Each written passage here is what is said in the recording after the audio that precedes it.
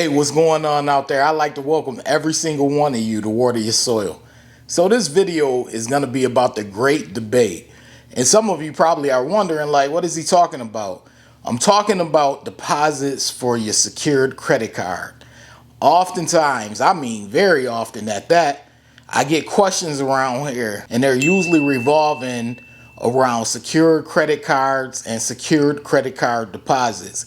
It's like a big debate. Even some people come around and they try to debate me. Now, that's one thing I want to let you all know right off bat. If you have a difference of opinion, I really don't have a dog in the fight unless you're attempting to say that the way that I'm explaining doesn't work, because I'm not going to get in front of this camera and talk about something that doesn't work. I'm at least going to talk about something that's going to work. But I'm wise enough to know that the way how I go about doing things and the way that I tell other people to go about doing it is not the only way to get it done. So there is always going to be a debate on what the secured credit card deposit should be. I don't think the debate is going to go anywhere. It's probably going to go on as long as secure credit cards are around. People are going to have that debate. Hey, man, you should put 1,000. Nah, you should put 500. No, you should put 200. No, you should put 5,000. It's going to go on and on. But the truth is, it's all about what works for you and what helps you out. If you're someone who's on a fixed income or you have low income, you may want to start off with the minimum deposit that you can have for a secured credit card.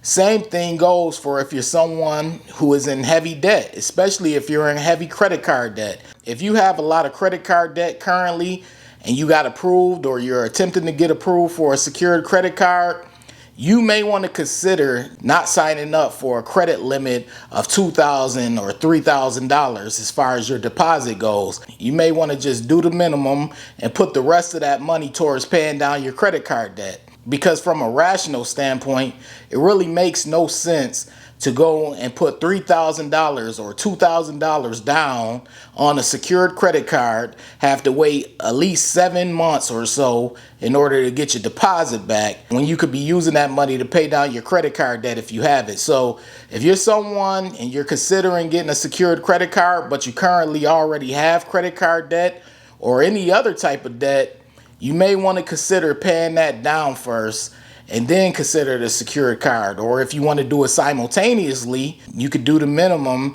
and then pay down your debt. Over here at this channel, I'm always going to suggest people to pay down their debt first when it comes to these credit cards and things like that. Because yes, credit cards can help you build up your credit score, but you don't want to be building up your credit score and carrying around debt. It kind of defeats the purpose, because as my subscribers know, your credit score is based on how well you manage your debt. Your debt is your accounts. So every account that you have, whether it's your auto loan, mortgage, personal loans, student loans, credit cards, whatever it may be, every account that you have, how well you manage those accounts as far as paying on time, utilization, your balances, things like that, is going to factor into your credit score. Now, some people hear that word debt and they just like, debt, but that's reality. That's what it is. But back to the secure credit card topic. Some people on one end, they say they go with the higher deposit because after their card graduates, not only will they get that money back, but they'll also have a credit limit. Let's say they start off with $2,000 or $3,000 or $4,000. They're thinking about the future. They're not just thinking about the present. They're like, hey, if I put this down as a deposit, I'll have that as a credit limit in the future. Now, on the contrary to that, I know people, including myself, who started off with the minimum. With my Discover card, I started off with a $200 credit limit. And I know others who have done it as well, because Discover has a cool tool where they allow you to request credit limit increases without receiving hard inquiries. So I started off with a $200 credit limit, but I have lapped the people who had $2,000, $4,000, $5,000 credit limits. I have lapped them over time. So I started off small, but I worked my way up over time in order to have the credit limit that I desire. And that's why I always tell people, you get in wherever you could get in. So if you got to get in at the minimum deposit, that's where you get in. Don't ever think you have to start off with a secured credit card at $1,000 or $2,000, $3,000. You got to remember what these secured credit cards are for. They're to build up your credit score, and they're also to help you learn how to manage your credit card. It's for those two things. And I know some of you, you want to look at the former side of things and you want to be like, hey, I want that 2,000, 3,000, 4,000 credit limit after I'm done. But if you're managing your accounts the correct way and you're doing everything that you're supposed to be doing towards building up your score and building up your credit report, it's a possibility, a good possibility, I might add, that you'll be able to get that $2,000, $3,000, $4,000 credit limit down the line. Now, of course, nothing is guaranteed with credit cards or credit scores. It's all case by case. It all depends on person to person. You have two different outcomes for two different people. It's always the debate. And I made videos on how much the deposit should be in the past, but those are the videos that attract people who say, hey, I heard that it should be 2,000. I heard that it should be 3,000. No matter what you heard, it's all going to come down to what you're comfortable putting down as your down payment and as your deposit. So if you're not comfortable with putting 2,000 down and not seeing your $2,000 till later on down the line, then you may want to start off with the minimum. I'm on the minimum down payment side. That's how I started off. When I gave advice to people prior to YouTube, that's what they started off with. I currently tell people on my YouTube channel, you know, you can start off with what you want to, but me, I'm going to start off with that minimum payment and use the rest of my funds to attack debt or whatever I need to do. And that's what I did, and it worked out well for me. Now, your case may be different. Maybe you're thinking about the outcome in regards to having a bigger credit limit down the line once your card does graduate. It's something to think about. Always weigh the pros and the cons with these credit cards, and especially with these secured credit cards. You don't want to just look at the pros. You don't want to just say, oh, I got to save up for $2,000, $3,000, $5,000, because that's not necessarily true. There's a reason why these credit card companies, especially Discover, have a minimum deposit as low as it is. They understand that some people are on a fixed income, and it doesn't mean that your card is not going to graduate on time just because you started off with a $200 minimum payment.